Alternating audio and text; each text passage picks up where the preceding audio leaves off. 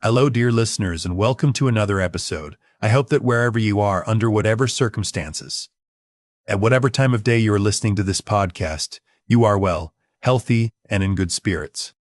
I am truly happy that my voice has reached you and that we are able to reconnect once again through this digital bridge. Now, go ahead and pour yourself a nice steeped tea or a warm frothy coffee. Sit back, take a deep breath. Today we are going to have a bit of a heart-to-heart. Our topic is heavy, quite complex, and deeply unsettling.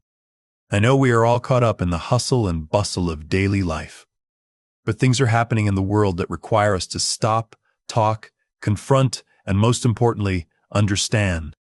Have you ever wondered, dear friends, what it would be like to wake up one ordinary morning, step out of your house to go to work or school, and suddenly learn that the entire global economy, along with decades of meticulously woven Middle Eastern politics, has been plunged into the dark waters of a single narrow strait, the Strait of Hormuz? Or have you ever imagined how missiles raining from the sky overnight could destroy not just military bases, but the futures of millions of people, the food on their tables, the supply chains we trust so deeply, and even the most basic hope of survival, all in one fell swoop? Can you picture that dystopian reality where war is waged not only with guns and tanks, but with absurd caps or memes shared on the internet, set to soundtracks borrowed from video games? Let us travel not so far away to the dark months of February and March in the year 2026. Let us go to that great war initiated by the United States and Israel against Iran, a war that forever altered the fate of the region. It all erupted on February 28, 2026, with Operation Epic Fury launched by order of U.S. President Donald Trump and Israel's Operation Roaring Lion. The objective was to catch the Iranian regime off guard in the midst of ongoing nuclear negotiations and to obliterate its military infrastructure. Within the first 12 hours alone, hundreds of targets were struck. One of the most striking outcomes of these attacks was the death of Iran's Supreme Leader Ali Khamenei, who was killed in an Israeli airstrike on his own compound.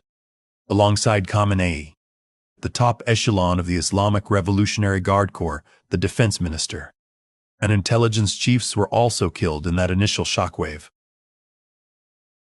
Over the course of this 38-day campaign, the U.S.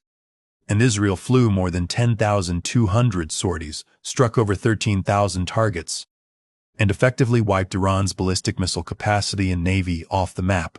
U.S. officials even openly declared that they would sink all 150 warships in the Iranian navy and send Iran back to the Stone Age. My dear friends, this kind of language is not merely a threat of war, it is the outward expression of a desire to totally annihilate civilization and erase a people from the pages of history, just as Nazi Germany, driven by the delusion of Lebensraum living space, invaded Eastern Europe and declared the native populations to be subhuman. The United States and Israel view themselves as the sole masters of the world and see other peoples as mere obstacles to be eliminated. However, my friends, as always, it was the civilians who paid the true price of war. On the very first day of operations, an elementary school for girls named Shajarat al-Tayyiba in the city of Minab in Hormozgan province became the target of American missiles. According to Iranian state television, more than 175 civilians, most of them young girls, lost their lives beneath that rubble. American officials later tried to dismiss this massacre with the cold and utterly irresponsible excuse that outdated and faulty targeting data may have been used. But we know the truth. This is a war crime. To say, oops, it was a mistake, over the blood of innocent children and infants is the hallmark of a mentality that considers itself, above all, law and morality. It is the same state of mind that allowed Nazi officers to hang the sign, Arbeit macht frei, work sets you free, at the Dau gates of concentration camps while sending millions to the gas chambers inside. For them, the victims have no names, no stories, no humanity. They are merely collateral damage, mere statistics. The testimonies coming out of the hospitals are absolutely blood-curdling. doctors describe how the hospitals turned into war zones, with hundreds of people flooding the emergency rooms with gunshot and shrapnel wounds. Moreover, this war erupted right after popular protests had flared up in Iran, protests in which thousands of people were slaughtered by regime forces, plunging the country into its most chaotic period. So the Iranian people found themselves caught between the oppressive regime at home and an invading, destructive force from abroad. It was a helplessness akin to that of the occupied peoples of Europe during World War II, trapped between their own fascist governments and the Nazi invaders. Human rights organizations reported that the Iranian regime was even conscripting children as young as 11 or 12 years old and placing them at checkpoints. One 11-year-old child was reportedly killed by a drone strike while standing guard. This is what war and imperialism have come to. Children are exploited by their own state and killed by foreign powers. And what was the crime of these children? Being Iranian? So, what were the strategic consequences of this immense destruction? The United States and Israel had actually hoped that by killing Khamenei, the regime would collapse like a house of cards. This only demonstrates how shallow their strategic thinking truly is. Just as the Nazis believed that by kicking in the door of the Soviet Union, the rotten structure would simply collapse. They have once again proven themselves incapable of understanding the complex sociology and historical dynamics of the region. Things did not go as planned at all. Khamenei was hastily replaced by his son, Murtaza Khamenei, and the regime activated its survival instincts. The Iranian military may have been crushed in a conventional sense, but they were masters of asymmetric warfare. They immediately declared the closure of the Strait of Hormuz. The ingenious and terrifying aspect of this move was that they did not even need to fire on every ship to close the strait. Global insurance companies, citing the war risk, stopped providing coverage for the region, and as a result, no shipowner would dare to pass through. While shipping traffic had only decreased by 2% during the tanker wars of the 1980s, during the 2026 war, traffic ground to a halt by 98% within just 25 days. The number of ships passing through Hormuz, normally 60 massive tankers per day, fell to almost zero, and over 700 vessels were left stranded on either side of the strait. The situation plunged the Gulf states into an absolute nightmare. In retaliation, Iran declared anyone who provides bases to the U.S. is a target, and launched thousands of missiles and drones at Saudi Arabia, the United Arab Emirates, Bahrain, Kuwait, and Qatar. Now, I am not here to defend Iran's retaliatory attacks, but we must ask this question: did the regional countries not consider, when they allowed their territories to become launching pads for American and Israeli aggression, that their own civilian populations would ultimately pay the price? The United States and Israel, who lit the fuse of this war, have now turned the region into a ring of fire. Just as Nazi Germany burned and destroyed all of Europe for the sake of its own delusion of living space, the U.S. and Israel are darkening the lives of millions for the sake of their own obsession with security and dominance. They act as if they are the only ones who matter in this world. Their own pain is sacred. Their own losses are tragic, but the suffering of other peoples is merely a footnote to them, a matter of cost-benefit analysis. Let us now look at the other side of the coin, the predicament that Israel and America found themselves in. Believe me, my friends, their situation was not as drunken with victory as it might have appeared from the outside. The United States, despite boasting the world's largest navy, could not reopen the Strait of Hormuz because it could not clear the simple Iranian mines laid there. Why? Because the Navy's specialized minesweepers were stationed in Asia, and they found themselves needing help from the British. Moreover, the U.S. military suffered a catastrophic friendly fire incident in Kuwait. Kuwaiti air defenses mistakenly shot down 3 U.S. F-15E fighter jets. That was not all. A KC-125 aerial refueling tanker crashed. Iran shot down an F-15E and an A-10 Warthog, and even the massive aircraft carrier USS Gerald R. Ford had to be pulled from duty for repairs due to a fire on board. The impotence of the U.S. Navy was described by experts as an astonishing naval vulnerability. You see, the giant that was thought to be invincible was actually standing on feet of clay. When negotiations collapsed, President Trump, in a fit of rage, declared a full naval blockade, completely disregarding international law. This is a decision to condemn an entire country to starvation and under the Geneva Conventions. It is a clear war crime, but who cares? International law is nothing more than a letter of recommendation written by and for the powerful, is it not? On the Israeli front, the situation was even more complex. Immediately after attacking Iran, they faced a heavy barrage of missiles from Hezbollah in the north. In response, they launched Operation Eternal Darkness and invaded Lebanon within just a few days. This invasion resulted in the deaths of over 2,000 people and displaced more than 1 million from their homes. Furthermore, Iran began targeting not only military sites but also civilian areas. Iranian cluster munitions struck a civilian apartment building in Ramat Gan, killing an elderly couple who could not reach their shelter in time. As the Israeli economy took a severe blow, tens of thousands of soldiers became bogged down in a quagmire on the border.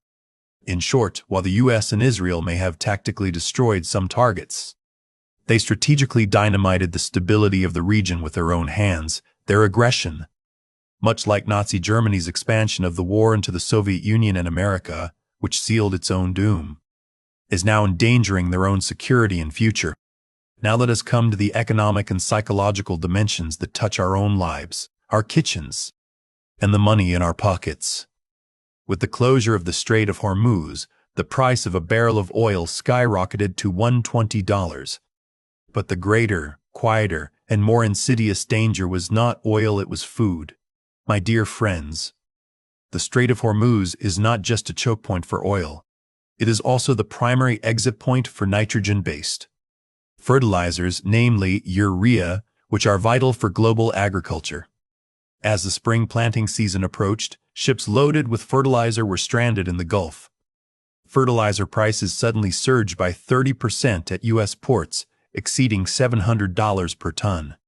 The UN World Food Program announced that because of this crisis alone, 45 million people around the world were now facing a direct and lethal threat of starvation. Agricultural giants like Brazil, India, and Bangladesh were left without fertilizer. Can you imagine? The power games played by politicians in Washington and Tel Aviv are snatching bread from the mouth of an African child, thousands of miles away, and drying up the soil of a farmer. This, my dear friends, is a crime against humanity in the truest sense. It is the work of a mentality that does not care about the rest of the world and acts as if only they themselves exist. The economic collapse and psychological trauma inside Iran were nothing short of devastation. The blockaded Iranian economy began losing over $400 million per day.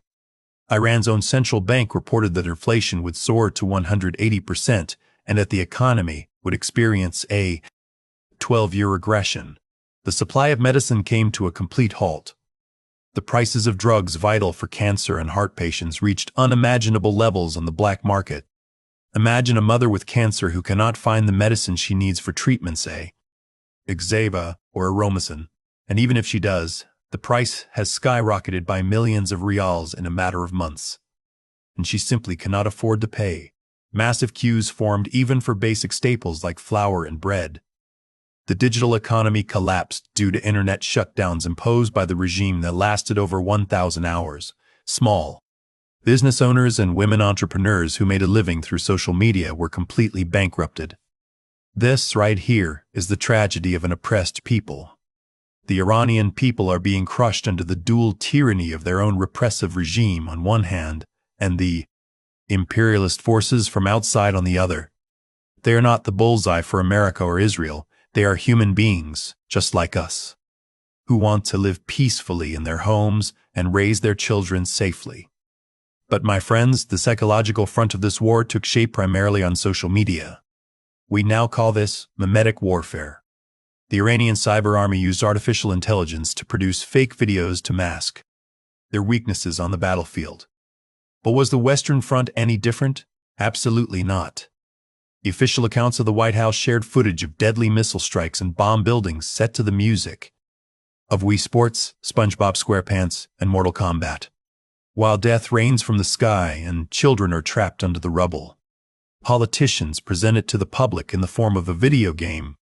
as a fun meme. The reality of war has been turned into a consumable commodity on social media. This is the exact same logic used in Nazi propaganda films that depicted Jews as rats. First you ridicule the victim, dehumanize them, and then you destroy them. And you do it while having fun.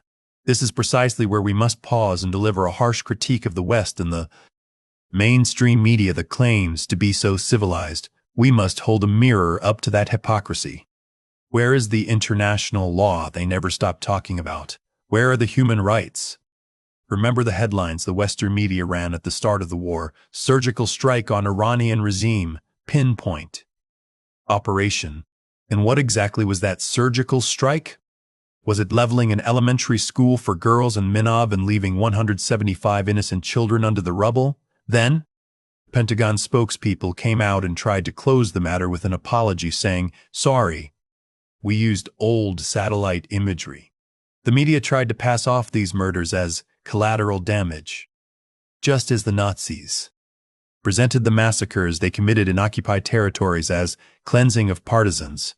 Today's imperialists stress up their war crimes in sterile technical jargon and serve them to the public. Moreover, U.S. President Trump took to social media, right before the eyes of billions of people, and openly implied genocide by stating an entire civilization will die tonight. They will never be able to come back. While Amnesty International was shouting from the rooftops that this could constitute a war crime and a threat of genocide, the media trivialized it as if it were a routine domestic political squabble.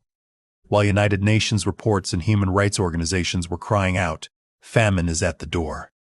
Civilians are dying. Hospitals are being bombed. The Western elites and financial markets were only concerned with questions like, what's the price of a barrel of oil? And when will Hormuz reopen? Is this not precisely the banality of evil that Hannah Arendt spoke of?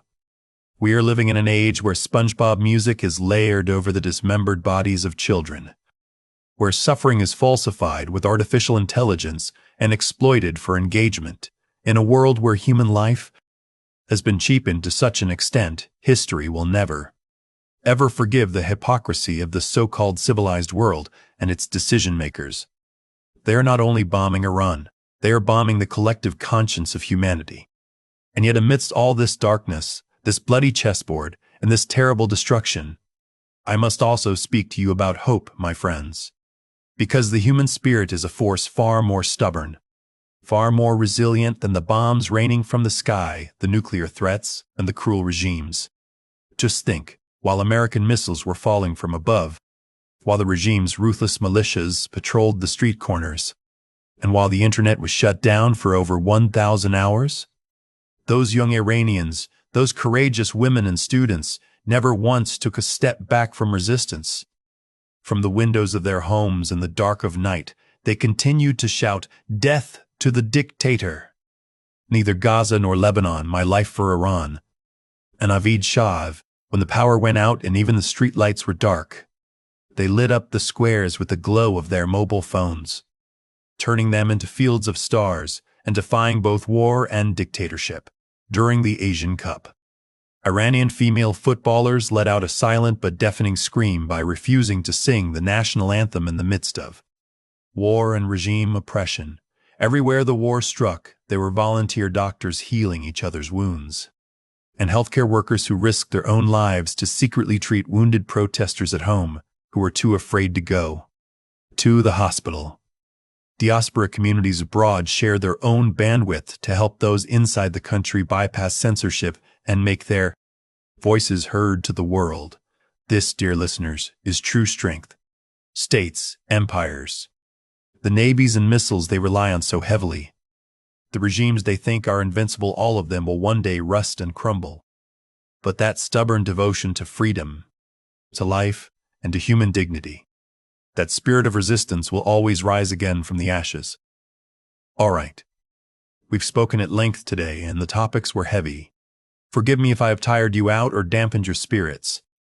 But we had to talk about that dark war of 2026, about the real human stories behind those massive missiles, the collapsing economies, and the closed straits. about the oppression of the Iranian people and the war crimes committed by the US and Israel. Their recklessness, their lawlessness, and their "we are the only ones in the world" mentality will, sooner or later, just as it did for Nazi Germany, pave the way to their own downfall. Because history shows us that no one thrives on cruelty. I hope I have contributed, even a little, to helping you see the full picture and understand what is happening behind the curtain. If your tea or coffee has gone cold, go and refresh it, because despite all its hardships, life goes on. It is in our hands to make this world a more livable, more just place, a place where pain and war are not gamified, and where solidarity is exalted. Thank you all so much for listening, for taking the time, and for being a part of this heartfelt conversation. Please take good care of yourselves, your minds, and your loved ones. Never ever lose that hope or that resilience, no matter what. Goodbye, and may you remain in peace. Until we meet again.